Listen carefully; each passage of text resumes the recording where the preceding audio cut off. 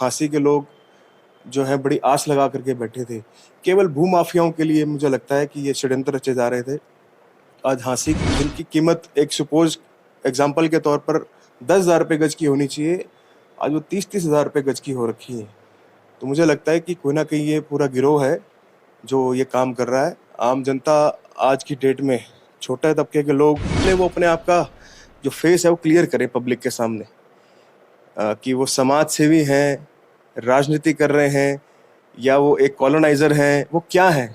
पहले वो जनता को अपना चेहरा क्लियर स्पष्ट करें कि वो क्या साथी मेरे डिसाइड करेंगे। हम तो 24 घंटे मैदान रण के सिपाही हैं, रण में तैयार रहते हैं।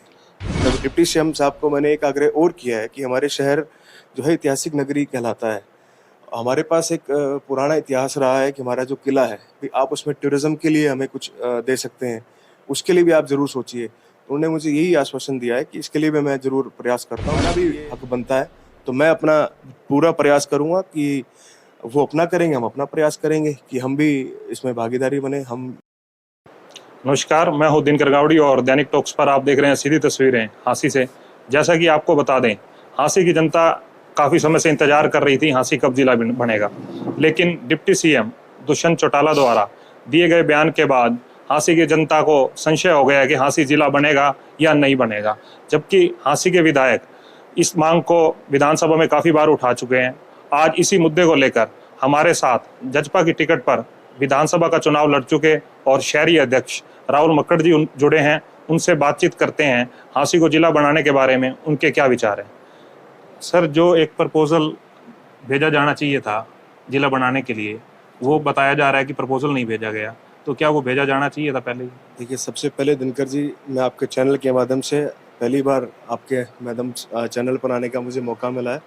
सबसे पहले तो मैं आपको बधाई देता हूँ कि आपने चैनल की शुरुआत करके लोगों तक हमारी बात पहुँचाने का जो अवसर प्रदान किया है। धन्यवाद। कि ये बात हमें उस दिन क्लियर हुई जब दुष्यंत चौटाला जी माननीय उप मुख्यमंत्री हमारे शहर में पहुंचे। तो मैं भी सुन करके बड़ा हैरान हुआ कि अभी तक हरियाणा सरकार के पास ऐसा कोई प्रपोजल ही नहीं गया है। हम तो उम्मीद लगाए बैठे थे कि शायद हमारा झांसी जो है जिला घोषित होने वाला है, लेकिन उस दिन सुन करके बड़े मन को बड़ा ठेस पहुंचा कि माननीय विधायक जी कई बार कह चुके कि हमारा शहर जो है जिला बनने वाला है। उस दिन हमारी आंख खुली रह गई कि जब डिप्टी सीएम साहब ने बातों को क्लियर किया कि हमारे पास तो कोई प्रपोजल तक नहीं पहुंचा है अभी तक। तो ये जो आप बात कर रहे हैं, वो विधायक जी कहते हैं कि हमने ये प्रपोजल सीएम को भेज रखा है और ये डिसाइड करना सीएम के अधिकार क्षेत्र में आता है, और अब डिप्टी सीएम कहते हैं कि हमारे पास प्रपोजल नहीं आया। तो इसको आप किस तरीके से जोड़ कर देखिए, मैं आज से कुछ महीने पहले की बात करूं, विधायक जी की बात को मैं, अगर आप जैसे आपने मुझे बताया कि अभी हमारे शहर में बाबा बंदा बहादुर साहब का दीवान साहब हुए थे हमारे यहाँ पर, जो समागम होता है हर वर्ष की तरह। तो उसमें सीएम साहब यहाँ पर मुख्य अतिथि के रूप में उपस्थित थे। तो वहां पर भी हमारे स्थानीय विधायक ने ये मांग उठाई, तो वहां पर भी इस प्रपोजल को नकार दिया गया सीएम साहब के द्वारा। तो उस दिन से भी अगर मैं आज उस बात को याद करूं तो मुझे ऐसा लगता है कि सीएम साहब के द्वारा भी वहां पर नकारा गया था कि अभी तक ऐसा कोई प्रपोजल नहीं है हमारे पास इसको पास करने के लिए। उसके बाद विद साहब आए, तो उन्होंने भी ऐसा ही कोई संदेश दिया हमारे को, कोई पॉजिटिव रिस्पॉन्स नहीं मिला उनसे भी। और डिप्टी सीएम साहब का तो मैं धन्यवाद करता हूँ जिन्होंने हमारी झांसी शहर के हल्के की पूरे की आंखें खोलने का काम किया कि उन तक अभी तक ऐसा कोई प्रपोजल ही नहीं पहुंचा है। तो मैं तो आग्रह करता हूँ विधायक जी से, क्योंकि ये उन्हीं के अधिकार क्षेत्र की चीज़ है, क्योंकि विधानसभा में वही जा सकते हैं, वही बैठ सकते हैं, मुख्यमंत्री जी से वो मिल सकते हैं। हमारी आवश्यकता जहाँ पड़ेगी, मैं तो दुष्यंत चौटाला जी से पहले भी आग्रह करता आया हूँ, लेकिन हम तो आग्रह ही कर सकते हैं। मेरे पास कोई कलम की ताकत नहीं है, मेरे पास तो सिर्फ मैं उनको कह सकता हूँ, अपना ज्ञापन दे सकता हूँ। मुझसे जो हो पाएगा अपने झांसी हल्के के लिए मैं जरूर करूँगा। मैं वचनबद्ध हूँ झांसी शहर वासियों के लिए, तो मैं जरूर अपनी हल्के की मांग पहले भी उठाता आया हूँ, आज भी उठाता और आगे भी उठाता रहूँगा। आप चाहते हैं कि झांसी जिला बने? देखिए, बिल्कुल हमारे लिए सौभाग्य की बात होगी कि हमारा शहर जो है जिला घोषित हो। हमारा शहर पुराना ऐतिहासिक शहर रहा है, तो हमें भी मान सम्मान हमारा मिलना चाहिए।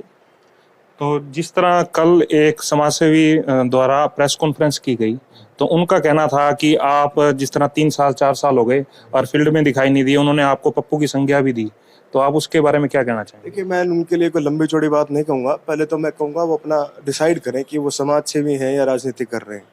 बस पहले तो मैं उनसे पूछना चाहूँगा कि पप्पू होता क्या है? और दूसरी बात, उन्होंने कहा, आपने कहा कि समाज सेवी। मैं उनसे ये भी पूछना चाहूँगा कि पहले वो अपने आप का जो फेस है वो क्लियर करें पब्लिक के सामने, कि वो समाज सेवी हैं, राजनीति कर रहे हैं, या वो एक कॉलोनाइजर हैं, वो क्या है?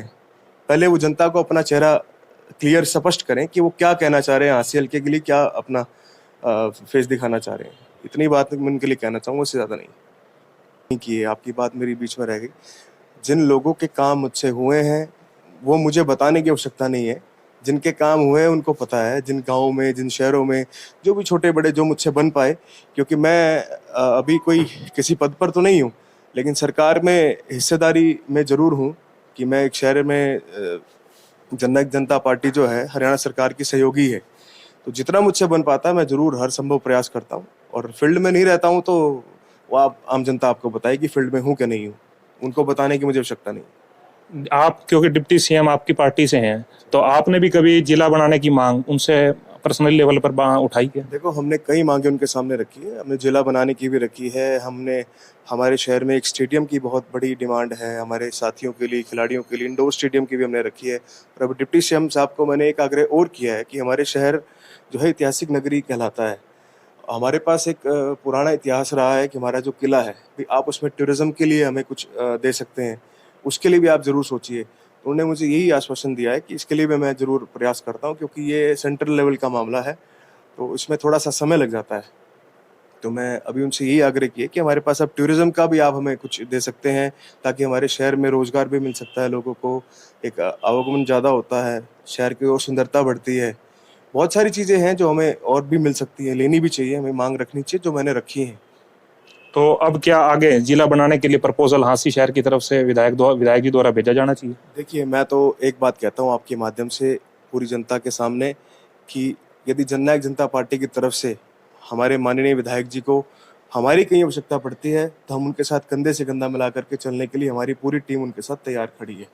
लेकिन आज तक जो लोगों को भ्रमित किया जा रहा था कि जिला बनने वाला है, इस बात के लिए हमें बड़ा रोष है, हमें बड़ा दुःख है कि हांसी के लोग जो है बड़ी आस लगा करके बैठे थे।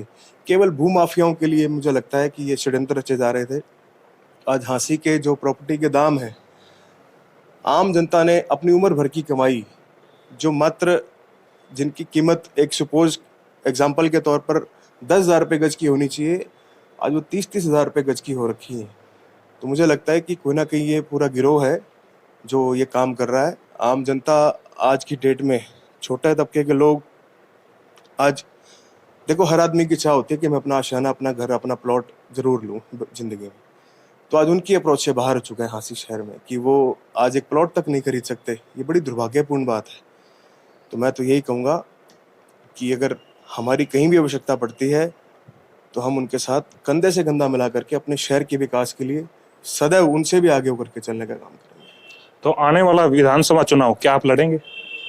देखिए, ये मेरी पार्टी डिसाइड करेगी, मेरे साथी मेरे डिसाइड करेंगे। हम तो 24 घंटे मैदान, रण के सिपाही हैं, रण में तैयार रहते हैं। अगर आने वाले समय में जिस तरह बीजेपी और जेजेपी का गठबंधन है और ये सीट बीजेपी के खाते में चली जाती है, तो क्या आप फिर उसके बाद भी चुनाव लड़ने की इच्छा रखते हैं? देखिए, ये पार्टी हाई कमान का फैसला है। हम अपनी पूर्णतः मजबूती से अपनी मांग रखेंगे, क्योंकि जननायक जनता पार्टी का जो प्रत्याशी रहा वो कोई कमज़ोर नहीं था। मैं ये मानता हूँ कि उनके साथ भी लोगों की भावना जुड़ी हुई है। इतने हज़ारों लोगों ने उनको अपना मत दिया है, मुझे लोगों ने इतना आशीर्वाद दिया है, तो हमारा भी हक बनता है। तो मैं अपना पूरा प्रयास करूँगा कि वो अपना करेंगे, हम अपना प्रयास करेंगे कि हम भी इसमें भागीदारी बने, हम चुनाव लड़ें। जननायक जनता पार्टी के हिस्से में सीट है, अपनी पार्टी के हाई कमान से जो है हम आग्रह करेंगे। धन्यवाद। ये देखिए, जिस तरह आपको बता दें, राहुल मक्कड़ जी का कहना है कि हांसी को जिला बनाया जाना चाहिए, और उन्होंने ये मांग दुष्यंत चौटाला जी के सामने भी उठाई, और उनका कहना है कि वो हांसी के विकास के लिए अग्रसर हैं और इसी तरह उनकी मांगों को आगे सरकार तक पहुंचाते रहेंगे। धन्यवाद।